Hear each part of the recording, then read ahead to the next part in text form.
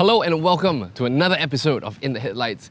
Today we're looking at one of my all-time favorite JDM cars, the Honda Accord Euro R. And if you haven't already, be sure to subscribe to our channel, hit the bell icon to get notified of all our future uploads.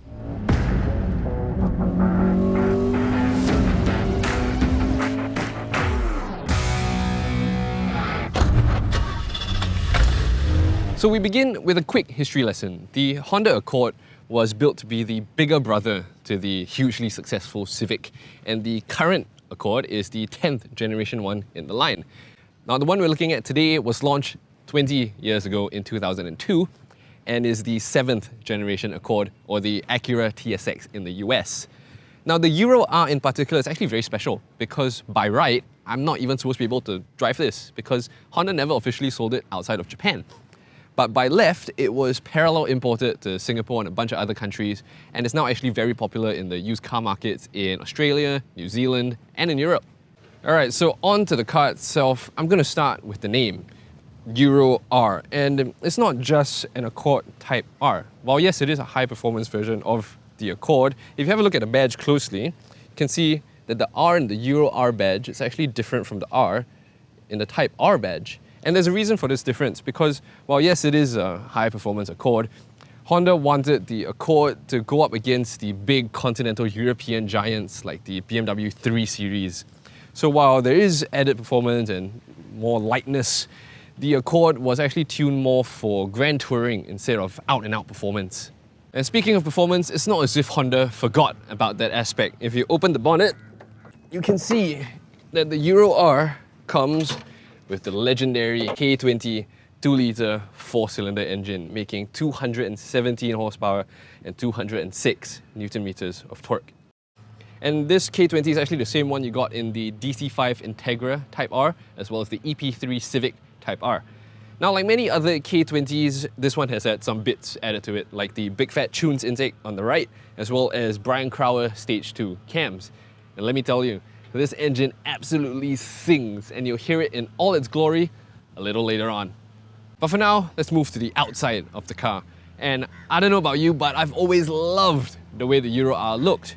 There's just something about its understated appearance and clean but sharp and buff body lines that made it feel like such a sleeper. And especially in this Honda Arctic Blue Pearl paintwork, I could just stand here and stare at the car. It's that good to look at.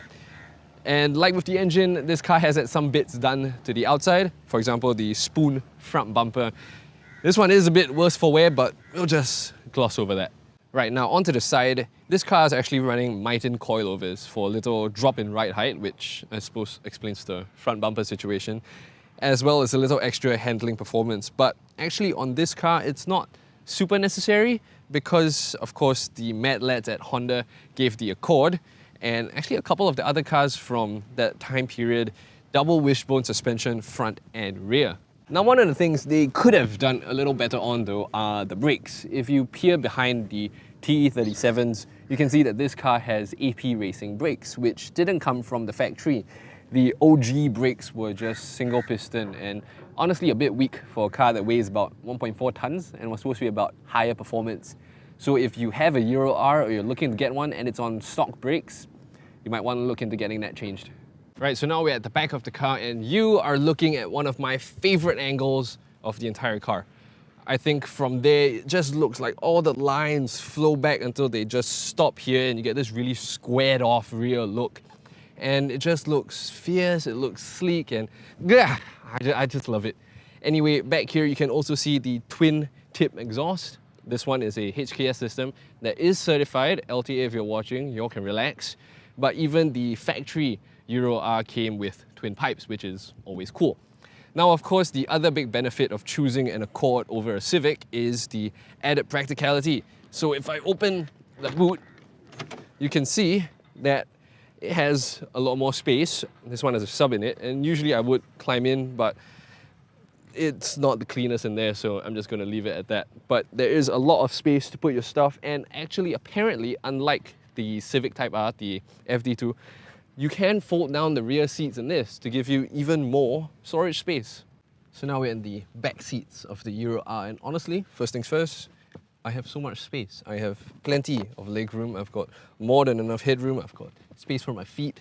And these seats are actually really comfortable because they're individually molded for each rear passenger instead of just being a solid bench. And as for rear occupant amenities, I have an ashtray, cup holders, and an armrest, and that's about it. Remember, this was 20 years ago. There was no USB ports or fancy things in the back, and that's all you needed. And honestly, frankly, it still is. All right, so here we are in the front of the Euro R, and first things first, I mean, Honda gave you a lot of goodies straight out the box. The steering wheel, Momo. The seats, Recaro, from the factory, semi-bucket seats. And they've also thought a lot about this interior. For example, the pedals, they are organ style to give you better heel towing. And in the middle, you have the only option for gearbox, the 6-speed manual. Now this one has a aftermarket hybrid racing shifter with a nice throw, feels nice and clunky. And this interior, this is an aftermarket infotainment system been put in after the fact, but here you still have the original kind of cubbyhole storage, cigarette lighter, ashtray, you got cup holders and a little extra storage back here. And honestly, this interior, again, this is 20 years ago, it's very simple. You have a very simple analog gauge cluster that actually only goes to 180, which honestly in this car isn't enough. And that's about it. That's all you get. And it's nothing to distract you from the real joy, which is the drive. So let's go. As always, it feels good to drive a manual in this day and age, and this one has the 6-speed with the LSD. And I'll apologize if my manual skills are a bit rusty. This car, I mean, it's not the fastest by any stretch, but it's such a joy to drive, you know? The steering is light, but there's so much feedback coming through the wheel. Just listen to the Honda noises.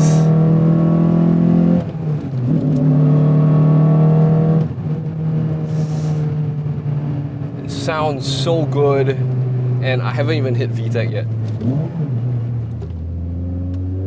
Alright, so now let's go hit VTEC. We do a third gear pull. We'll crossover. There it is! Ah, the Honda noises! That VTEC crossover, man. That VTEC crossover is something else. It's so unique to Honda, and I'm so glad I got this driving experience. The suspension as well, I mean, this is not the stock suspension, but it's well tuned, it's not too stiff, but it's not too soft. And I remember when I fell in love with the Euro R. It was a couple of years ago, quite a number actually. And so I got a hitch, and the driver picked me up in a Euro R. Same color as this one. And I sat in the passenger seat, and he had coils or something on, so there I was, you know, bouncing around all the way home. And I knew the Euro R existed before that.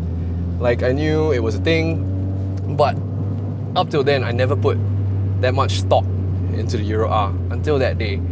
Bouncing along on the way home, and something stirred in me, you know? Something woke. And just from that day, I lusted over the Euro R. They always say don't meet your heroes, but I'm very glad I met mine, because this...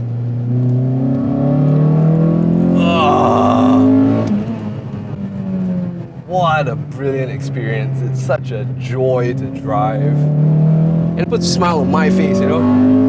One more for the road.